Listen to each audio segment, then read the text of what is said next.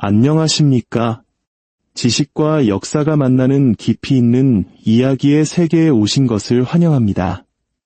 오늘 이야기가 여러분의 경제를 보는 시야를 넓히는 데 도움이 된다면 잠시 시간을 내어 구독과 좋아요를 눌러주세요. 여러분의 작은 관심이 더 깊이 있는 지식을 나누는 큰 힘이 됩니다. 여러분의 삶에 항상 평안과 지혜가 가득하기를 기원하며 이제 이야기의 문을 열겠습니다. 의회에서는 논의되지 않았습니다. 뉴스 헤드라인을 장식하지도 않았죠. 국민 투표에 붙여진 적도 없습니다. 그저 스위스의 조용한 도시 바젤에 모인 정장 차림의 신사들이 있었습니다. 그들은 전 세계가 감당해야 할 위험의 총량을 결정하고 있었습니다. 터무니없이 들릴지도 모르지만 바로 그 비공개 회의에서 지구상 가장 강력한 금융법규가 탄생했습니다. 당신이 이용하는 은행이 얼마까지 대출해줄 수 있는지, 얼마나 많은 위험을 감수할 수 있는지, 그리고 만일의 사태에 대비해 얼마나 많은 진짜 돈을 비축해두어야 하는지를 결정하는 규칙들 말입니다. 이상한 점은 대부분의 사람들이 이 규칙의 존재조차 모른다는 사실입니다. 우리의 이야기는 1974년으로 거슬러 올라갑니다. 당시 세계 금융 시스템을 거의 붕괴시킬 뻔했던 작은 독일 은행 한 곳에서부터 시작됩니다. 그 이름은 헤르슈타트 은행.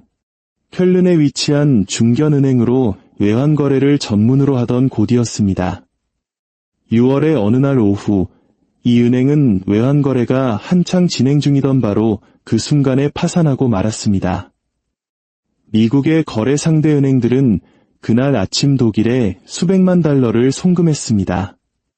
하지만 오후에 독일 측에서 그에 상응하는 마르크화를 보내줘야 할 시간이 되었을 때 헤르슈타트 은행은 이미 사라지고 없었습니다. 미국과 유럽의 시차 사이에 끼어버린 이 파산 사태는 전 세계의 결제 네트워크 전체를 순식간에 얼어붙게 만들었습니다. 이는 혹독한 경고였습니다. 전 세계 은행들은 금융 시스템이 얼마나 취약해졌는지를 갑자기 깨달았습니다. 세계화는 모든 주요 금융 중심지를 하나로 연결했지만 규제는 여전히 각국에 머물러 있었습니다. 각국의 금융감독 당국이 국경을 넘나드는 거대한 국제시장을 통제하려는 사실상 불가능한 임무를 수행하고 있었던 셈이죠. 헤르슈타트 은행의 붕괴가 불러온 공포는 세계 중앙은행 총재들로 하여금 전례 없는 행동에 나서게 했습니다. 바로 공조입니다. 그해 말 세계 최고 부유국 모임인 G10 국가들의 중앙은행들은 스위스에 위치한 국제결제은행, 즉 BIS에 모였습니다. BIS는 이미 독특한 기구였습니다. 제1차 세계대전 이후 독일의 전쟁 배상금 문제를 관리하기 위해 설립되었지만 조용히 중앙은행들을 위한 중앙은행과 같은 역할로 진화해왔죠. 중립적이고 비밀스러우며 무엇보다 민간 기구였습니다. 바로 이 은밀한 환경 속에서 그들은 바젤 은행감독위원회라는 새로운 조직을 결성했습니다. 그들의 임무는 간단해 보였습니다. 각국의 규제가 서로 다르거나 감독의 허점이 생겨 대형 은행이 무너지는 일이 다시는 없도록 하자는 것이었죠. 하지만 실제로는 그보다 훨씬 더 거대한 것을 만들고 있었습니다. 바로 글로벌 금융이 안전 그 자체를 어떻게 정의할 것인지에 대한 청사진이었습니다. 10년이 넘는 세월이 흐른 1988년, 이원회는 마침내 바젤 IU로 알려진 첫 번째 결과물을 세상에 내놓았습니다. 이는 역사상 최초의 진정한 국제은행어 표준이었습니다. 이 협약은 단 하나의 간단한 요구사항을 도입했습니다. 은행은 위험 가중자산의 최소 8%를 자기 자본으로 보유해야 한다는 것이었죠. 쉽게 말해볼까요? 만약 은행이 기업이나 개인에게 100억 원을 빌려줬다면 만일의 손실에 대비해 최소 8억 원은 고객의 예금이 아닌 은행 자기 자신의 돈, 즉 순수한 자기 자본으로 채워넣은 안전 쿠션을 마련해야 한다는 의미입니다. 많은 한국인들이 1997년 IMF 외환위기 당시 BIS 비율이라는 말을 귀에 못이 박히도록 들으셨을 텐데 바로 그 기준이 이것입니다. 사상 처음으로 위험을 측정하는 글로벌 표준이 생긴 것입니다. 이제 런던, 도쿄, 뉴욕 등 세계 어디에 있든 모든 은행은 자본 적정성이라는 동일한 언어로 소통해야 했습니다. 바젤 I은 기술적으로는 법이 아니었지만 사실상 법처럼 작동했습니다. 주요 경제 대국들이 이를 자국 규제에 반영했고 작은 나라들은 따를 수밖에 없었습니다. 글로벌 금융 세계에서 바젤의 규칙을 따르지 않는다는 것은 그 누구도 당신과 거래하고 싶어 하지 않는다는 의미였으니까요. 하지만 바젤 I를 강력하게 만들었던 바로 그 단순함이 오히려 위험을 낳기도 했습니다. 그 유명한 8% 기준을 적용하기 위해 규제 당국은 자산을 위험 가중치에 따라 분류했습니다. 예를 들어 정부가 발행한 국채는 위험 가중치가 0%로 책정되었습니다. 이는 은행이 국채를 아무리 많이 보유해도 그에 대한 자기 자본을 단 1원도 쌓을 필요가 없다는 뜻이었습니다. 반면 일반 기업 대출은 위험 가중치가 100%로 8%의 자본 완충제를 온전히 다 채워야 했습니다. 주택담보대출은 그 중간 어디쯤에 있었죠. 논리는 명확했습니다. 정부는 거의 부도를 내지 않지만 민간 기업은 망할 수 있다는 것이죠. 하지만 그 효과는 극적이었습니다. 은행들은 기업이 아닌 정부 채권에 돈을 쏟아붓기 시작했습니다.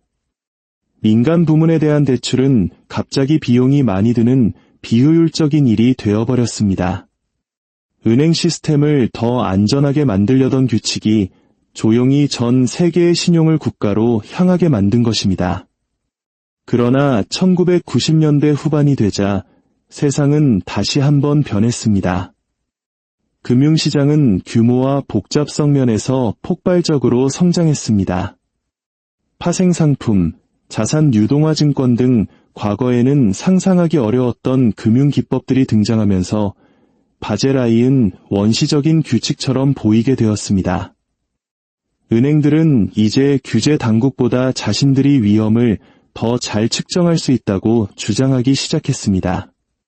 그리고 2004년 바젤위원회는 그들의 주장에 동의했습니다.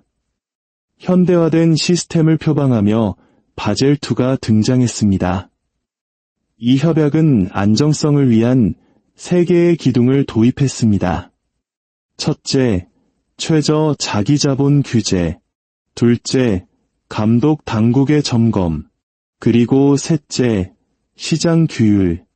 서류상으로는 매우 책임감 있는 접근처럼 보였습니다. 하지만 현실에서는 금고 열쇠를 은행가들 자신에게 되돌려준 셈이었습니다. 바젤2 하에서 대형 은행들은 내부 리스크 모델, 즉 자신들이 만든 수학 공식을 사용해 필요한 자본의 양을 스스로 결정할 수 있게 되었습니다. 만약 그들의 모델이 특정 자산이 안전하다고 분석하면 그들은 더 적은 돈을 예비비로 쌓아두고 더 많은 대출을 해줄 수 있었습니다. 이것은 엑셀 스프레드시트로 하는 규제였습니다. 그리고 그 유인 구조는 명백했습니다. 계산된 위험이 낮을수록 은행의 이익은 높아졌습니다. 한 분석가가 훗날 이를 여우에게 닭장 설계를 맡긴 격이라고 평했을 정도입니다. 그리고 여우들은 아주 창의적으로 움직였습니다.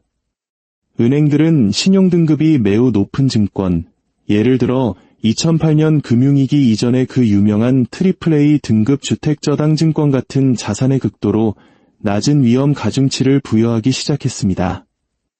모델에 따르면 이 자산들은 국채만큼이나 안전했습니다.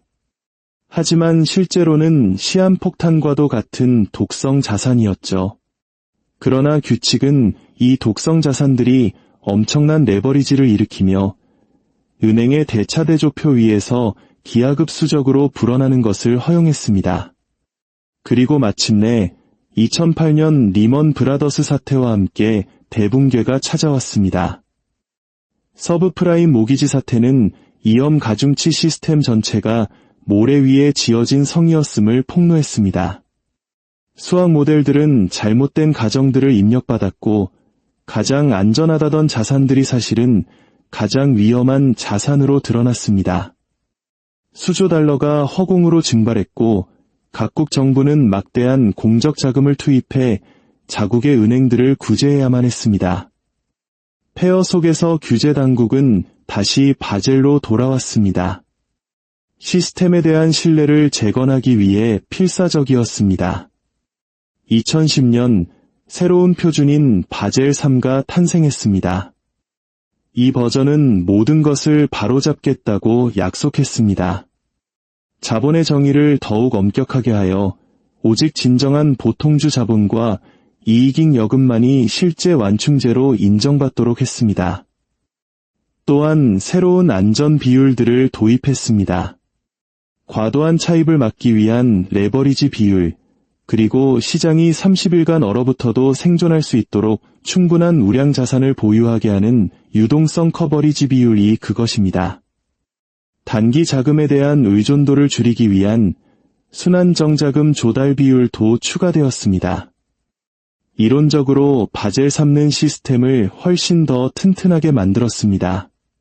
하지만 실제로는 여전히 모델과 신용평가, 그리고 정치적 의지라는 동일한 취약한 핵심에 의존하고 있었습니다. 모든 개혁 후에도 많은 주요 은행들은 일반인이 들으면 경악할 만한 레버리지 비율로 운영되고 있습니다. 100달러의 자산을 운용하면서 실제 자기 자본은 5달러도 채되지 않는 경우가 여전히 존재합니다. 그리고 복잡성은 더욱 커졌습니다. 단순한 8% 규칙으로 시작했던 것이 이제는 서로 얽히고 설킨 비율들과 조건부 계산, 모델 기반의 가정들로 이루어진 거대한 미로로 변해버렸습니다. 규제 당국은 투명성을 약속했지만 바젤의 언어는 너무나 기술적이어서 내부자들만이 제대로 이해할 수 있는 그들만의 리그가 되었습니다.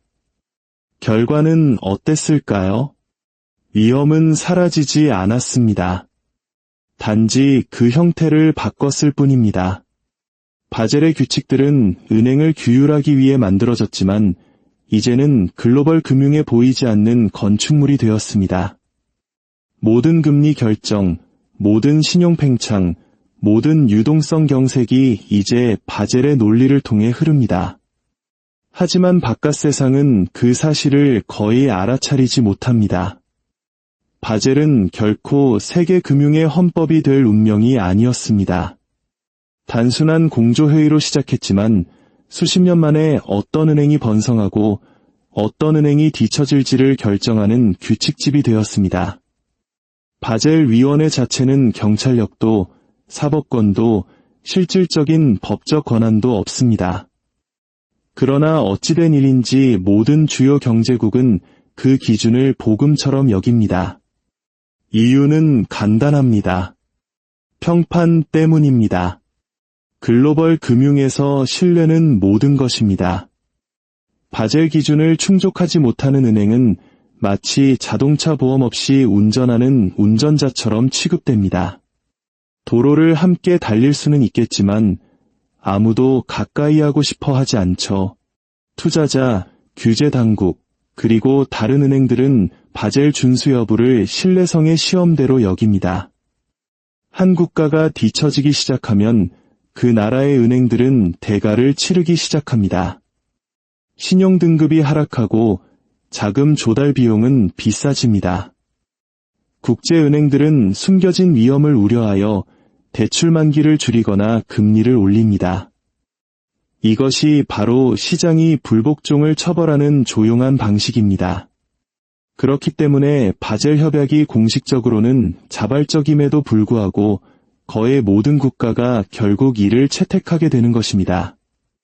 그것은 법이 아니라 지렛대입니다.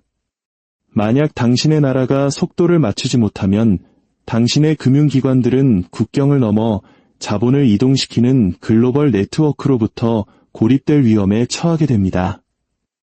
바젤 I은 비교적 단순해서 1990년대에 거의 모든 국가가 참여할 수 있었습니다. 그러나 바젤 2와 3는 기준을 훨씬 높였습니다.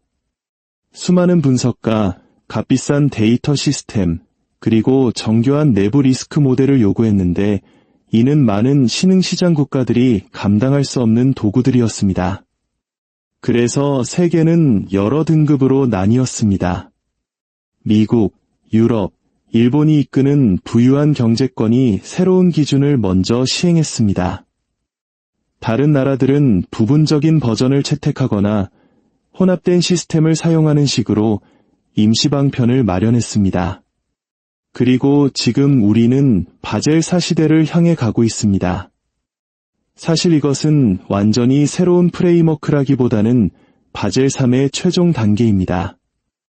과거 시스템을 거의 붕괴시킬 뻔했던 허점들을 막기 위해 고안된 대대적인 정비 작업이죠.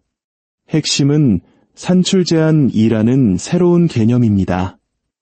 은행의 모델이 아무리 정교하더라도 표준 방식에 비해 자기 자본 요건을 약 27% 이상 줄일 수 없도록 안전망을 친 것입니다. 쉽게 말해 은행들의 창의성 혹은 관점에 따라서는 기만 행위의 한계를 설정한 셈입니다. 표면적으로 바젤 협약은 기술적인 회계 개혁처럼 보입니다. 하지만 그 이면에는 권력의 메커니즘이 숨어 있습니다. 이 규칙들은 누가 신용을 얻고 돈이 어떻게 순환하며 어떤 경제가 더 빨리 성장할지를 결정합니다. 바젤이 국채를 무위험 자산으로 선언했을 때 그것은 단순한 금융적 가정이 아니었습니다.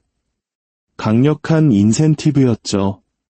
은행들은 합리적으로 반응했습니다. 그들은 포트폴리오의 막대한 부분을 국채로 채웠고 정부는 채권에 대한 꾸준한 수요를 보장받았습니다. 바젤은 사실상 정부에게 내장된 구매자를, 은행에게는 구조적인 의존성을 만들어준 것입니다. 규칙이 진화할수록 이 되먹임고리는 더욱 깊어졌습니다. 2020년경 전 세계 은행들은 13조 달러가 넘는 국채를 보유했으며 그 대부분은 바젤의 제로 리스크 지정에 의해 정당화되었습니다. 한때 시스템을 붕괴로부터 보호하려던 바로 그 논리가 이제는 국가부채 축적을 위한 엔진으로 변모한 것입니다. 작은 은행들에게 그 결과는 더욱 가혹합니다. 바젤 3와 4를 준수하려면 막대한 자원이 필요합니다.